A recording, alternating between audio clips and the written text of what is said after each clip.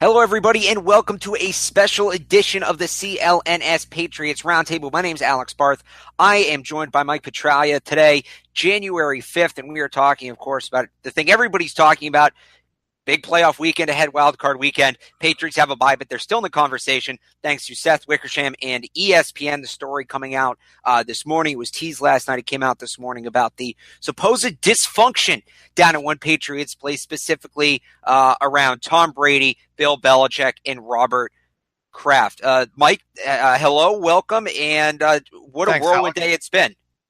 Well, yeah, and my first reaction to this was to take everything with a grain of salt, read it 2 or 3 or maybe even 5 times through, and there's no doubt that Seth Wickersham did his work on this story. My main issue with the story is the context in which the facts were presented, and to jump from point A to point B to point C, a bit of a stretch for me. Do I think there has been tension down there? Absolutely. I think it's been there for several years now, with Tom Brady sensing that his career is certainly in its twilight. There's no question about that. And I think Tom Brady is a very prideful man, and I think he has dealt with some internal conflict as long as Jimmy Garoppolo was there, knowing that Jimmy was a quarterback in waiting for the Patriots. I don't think anybody would dispute that. And when I read through this story, certainly Bill Belichick, and I've heard others say this, and I agree with that, Bill Belichick comes through looking a lot better than Tom Brady does. And, there are facts in the story that I question highly, specifically the whole Jimmy Garoppolo went to TB12 headquarters and was turned away. Now, he may have gone there once and the doors were locked, and he's like complained to somebody, "Oh, I tried to go there once and, the doors were locked," and sound like Tom Brady closed the door on Jimmy Garoppolo because he doesn't want him succeeding him in New England. I think that's a bit of a stretch. I'd never heard of the Patriot of the Week either before. I think that's a figment of somebody's imagination. But certainly when you take a close look at this story, I think frustration comes through. And I think there is a point to be made that perhaps somebody inside that locker room is a little frustrated with Tom Brady and the way Tom behaves sometimes. So I think, those are my basic takeaways off the top. It feels to me, and you're down there at Gillette more than me, more than most people, but what it felt like to me was this article was written almost as let me say that I feel like somebody took a bunch of old stories, a bunch of old news things people already knew, repackaged them together to try to tell a new story with old details. It was almost like this article was written by somebody who had no knowledge of the New England Patriots or the NFL Correct. Prior to the 2007 season, 2017 season, pardon me. Right. It's almost as if you see kind of what's going on down there, and obviously the Alex Guerrero stuff, much of which we already knew with Bob Holler in the Boston Globe or last month. We kind of knew about the friction with Garoppolo. If you just saw that this year and didn't know the history of the people involved, you would say, yeah, there are major organizational issues. But if you actually look back the last 18 years and look at what these individuals have been through, Spygate, deflategate, losing the final game in 2007, all of it, this is just who they are. Tom Brady is a neurotic competitor. Bill Belichick is completely out of his mind. But them being so out of touch is the reason they have the success they have. So in this, I didn't feel like there was much new information in this. I didn't feel like it was that damning either. I feel like really how damning Correct. It is depends on what you thought of Jimmy Garoppolo's future in New England. I'm in the minority on this. I said for a couple of years, I never thought Garoppolo was the next guy. I thought he was a really good insurance plan. I never thought he was the next guy. I've said for about okay, and a lot of people did, but I've said for about 3 years, I think this draft, going back to really the year Josh Rosen was a freshman, Mason Rudolph first got on campus at Oklahoma State. There's a couple other guys I like, but I always thought this draft was the draft they were going to get the next guy. I thought trading Garoppolo would be how they moved up to get that guy, and we still may see that. But going back to the Garoppolo trade, I think I said it that night, is trading him was to get the pick so they can go get the next guy. He was a good piece, but you look at the system Belichick runs, you look at, frankly, the system McDaniels wants to run, if he's really the head coach heir apparent like we've heard, right. Garoppolo's not the guy for either one of them.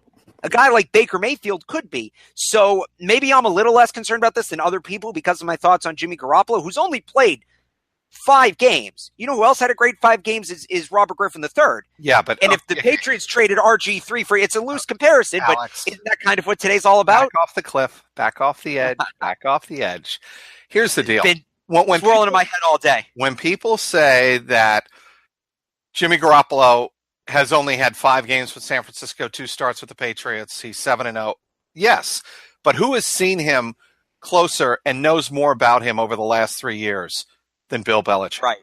No one. And if there's anybody who could judge and project that a particular quarterback could succeed Tom Brady, it's Bill Belichick, having seen Jimmy Garoppolo.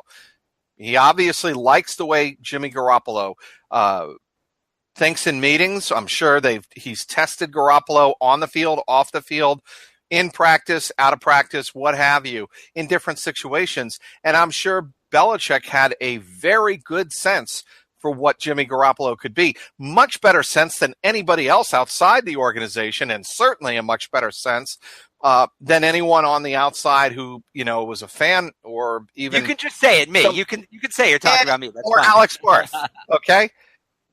Bill Belichick knew what he had in Jimmy Garoppolo. And I don't think he wanted to deal Jimmy Garoppolo deep down. I think he wanted to keep Jimmy in New England.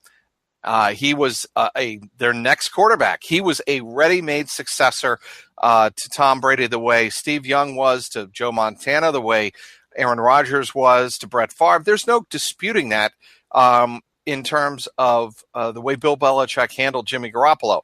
It is just odd that the trade of Jimmy Garoppolo went down the way it did. And I'm sure there was a lot of debate, and I had suggested this after the 2016 run to another Super Bowl. I think if there's going to be a trade to be made, it would be of Tom Brady, not Jimmy Garoppolo, for the very reason we're seeing play out right now, because right now the Patriots don't have a successor in place for Tom Brady. So let's look at that, because that was maybe the most contentious part of this piece. When it came out last night and it was teased, the headline seemed to be that Brady had demanded Belichick trade Garoppolo. And if that was the case, it's a lot different situation. That statement was redacted before the article even came out. There was a thing in the article today about a half-a-day meeting between Belichick and Kraft in which an ultimatum was given, and it was either Brady stays or, either Garoppolo stays or Belichick stays. And then that has been chipped away at by Patriot sources claiming that the trade originally came into Robert Kraft. It was cleared through Belichick, and this half-a-day meeting never took place. From your understanding, which of those is the closest to the truth? I'm guessing, as with all things like this, it's some sort of combination. Right down the middle. But right down the middle? Yes. Right down the middle is my understanding. So where does this half-a-day meeting come from? Well, I think there were serious meetings and discussions held over the course of several days about what to do with Jimmy Garoppolo with the trade deadline looming. And I think Bill and certainly ownership was pushing Bill to get a sense of what are we going to do with Jimmy as the trade deadline approaches, because they got the sense from Bill that they weren't going to franchise Jimmy and they weren't going to dedicate $45 to $50 million of cap space, at least, in 2 quarterbacks, one of which would be riding the bench, waiting for Tom Brady to get hurt or retire. So my sense was they kept pressing Bill, and then I think they did get a sense from Tom that he was getting agitated and very frustrated. And then my sense was, and from what I've learned in talking to other people, Tom said, I would really like some resolution. And that's when, essentially Robert Kraft and Bill Belichick got together. And from my understanding, Bill Belichick said, well, we got to, make some type of deal now or we lose him. So we're not going to lose him. And that's the way it came down. Well, and this was another part of the piece going through. It's all very nebulous, by the way, and some of this, right, if I sound like I'm talking with a lot of guesswork, it's essentially connecting the dots. That's what we're doing. That's what pretty much all of us are doing. I think even Seth Wickersham in his story was connecting the dots to a very large extent. But certainly Wickersham did the work. He had his sources. He did his reporting. But in any case, I think anybody who talks about this story, you have to understand they're connecting the dots to some degree. Well, ultimately, there were only two people in the room, and those are two very notoriously tight-lipped people in Robert Kraft and Bill Belichick. And it's not necessarily that one of them went to Wickersham and said, I need this side of the story out there, but maybe, one of them tells a friend who tells a friend, it turns into a game of telephone. And, not only does that make it tough to pinpoint the source, but you don't know, in the third, the fourth, the fifth degree of the story, right, what details change down the road. So, it could very well be that Seth Wickersham is saying what he was told, and what he was told is not true, because at some point down the line, things change. The one thing that got to me, and yes, he clearly did his due diligence, although they're unnamed, there are numerous sources in the story.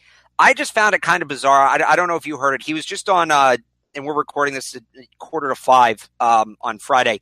He was just on WEI on their afternoon show, and really the tone of the interview was him just pleading with them. You have to believe me. You have to believe me. Dale and Holly were both kind of taking facts or parts of the story and saying, we have people inside Gillette telling us that this isn't true. We have people telling us counter to this. We have people telling us Patriot of the Week does not exist. And Wickersham was kind of just sitting there saying, we have to believe me. And I understand he doesn't want to out his sources, but I feel like it's not a good look. No, it is not. ESPN first off, they had the main bombshell of the story. They had to redact that last night before the story got posted. And now today, less than 12 hours after the story goes up, you have the writer on the radio basically pleading with people that they have to take his word over the word of the Patriots. Now, whose side you believe, obviously that's up to you, and that's not for me to tell you. But I just found that given the history of ESPN, the 11 out of 12, the Spygate stuff, it's not a good look. I absolutely agree. And here's the other thing. If I'm the reporter asked that question, I don't say you have to believe me. What do I say? And I've written stories like this before, Alex. Well, that's not just it's not what he said. I was paraphrasing. I don't think he didn't repeatedly, but yeah. What you say is, this is what I was told by sources I trust. This is direct knowledge I was told by sources. That's all I can go with. And you can have sources that refute my stories and my sources and my information that I've gathered on my own reporting. That's fine. I'm telling you, based on my perspective and my access, this is what I was told. That's the way you answer that question. And then, it becomes a he said, and they leave it at that, and you're left to draw your own conclusions, which we're left to draw our own conclusions about this story to begin with. Well, let me ask you this. Does he have a responsibility, given the high-profile nature of this story and the inflammatory contents of the story, does he have a responsibility to start naming sources? No, absolutely not. I mean, he doesn't get the story if he's naming the source, right? So his choice is, okay, I can use these unnamed sources and go with the story or not go with it at all. And he's a journalist, wants to write a story, and he chooses option A, right? And, that is his prerogative as a writer. And we've all used unnamed sources before. That's the way the business works. We're not blaming them for that. You have to take responsibility when your sources give you bad information. You can't go back and then blame, I was given bad information. You, as the journalist, have to trust that what you're being told has the legitimacy and the probability, almost 100% probability of being right. Otherwise, you don't go with it, right? That's the way the reporting business goes. I can tell you that, Alex, from firsthand experience. And that's why, at ESPN, they've been burned so many times with faulty reporting on the Patriots. They don't get the benefit of the doubt, right? And would you put it past Belichick needing a little bit of playoff motivation? Maybe he tells some people in the building, hey, go tell ESPN that we all hate each other. And then we get bulletin board material for the next month. Sarcastically, of course. But look, I know that sounds way out there. I wouldn't put it past him. Oh, absolutely not. Not only that, but he kills two birds with one stone there. The first one is provide the motivation. The second one is I'm going to have ESPN fall on its own sword. Right. And everybody in the building obviously knows what's going on. And then he can cut. Yeah, exactly. Maybe this is all just a big Belichick mind trick. Who knows? It could be. Again, Bill Belichick is brighter than anybody I've ever met in sports. And he's one of the brightest men I've ever met, period. And I'm not just saying that because I respect him. I'm saying that because I've covered him not only here, but back in his days in Cleveland. I know how the guy works, and I know how the guy has operated in the past. I don't know him as well as, let's say, a Mike Lombardi per se. But, I get a very good sense of how he has used the media in the past. It's a game to him. And, would he possibly plant something out there to give his team motivation and at the same time get everybody, rallying around the Patriots and against ESPN? I wouldn't put it past him. And that rallying cry, that bulletin board material, you look back, Spygate led to a 16-0 season. Deflategate, which Seth Wickersham also happened to be a part of, led to, at least 2 Super Bowls in terms of, lighting a motivation, lighting a spark. Right. This is a little different because those, of course, were allegations of cheating. This is just, people aren't getting along. But you have to feel like this is kind of going to do the same thing, right? If the reports aren't as bad and they're at least cordial from a business sense in that building, this is going to light another fire. I'm curious to see how Tom reacts on WEEI on Monday morning. If he goes off. Is he on Monday with the bye week? Yes. Okay. Well, it won't be a bye week at that point. Oh, you're right. You're right. Playoff game. But he is expected to be on. And what's really, really going to be interesting is his tenor. And you're going to be able to tell if there's some legitimacy to this story or if he comes out saying, look, we've seen this before with ESPN. We've seen it before with other outlets using unnamed sources. All they're trying to do is get under me and Bill and Alex. I'm not going to have any of it. And you saw that to a degree, Alex, when Brady ripped into Ben Volen on the Bob Holler story. Right. And that's exactly what that was. He didn't,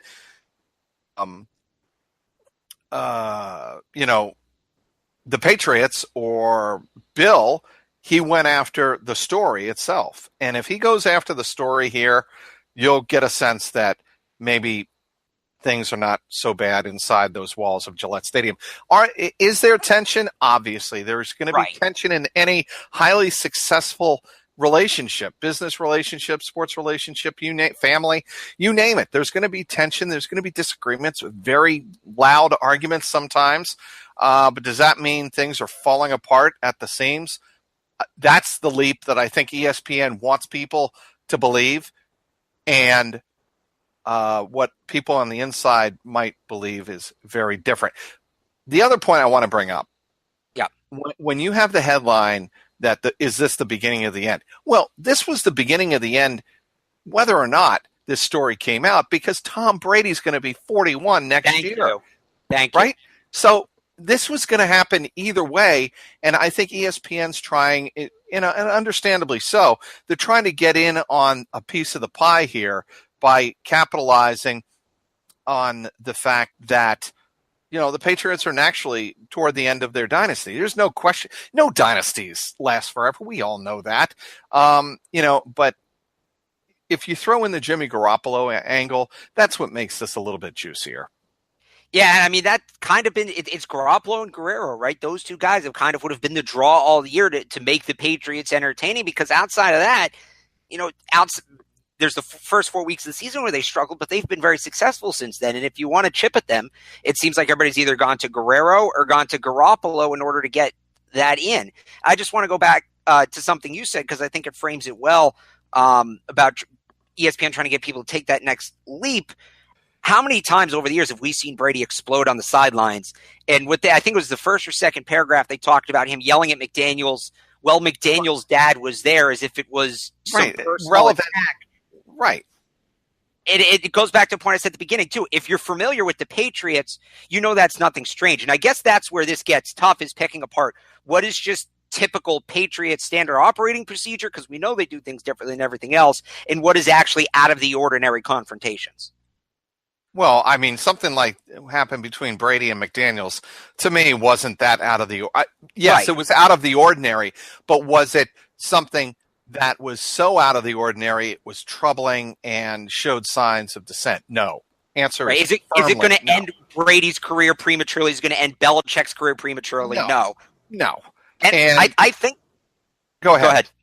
I was just going to say, I think that's part of what this is. Like you said, is if you wake up every morning and say, the sun's not going to rise tomorrow, eventually, in theory, you'll be right. If you say it every single day, you will be right, but that doesn't mean you had any insight to it. You just stuck with it. And that's kind of what ESPN, what a lot of people do. It's not just ESPN saying, who is it?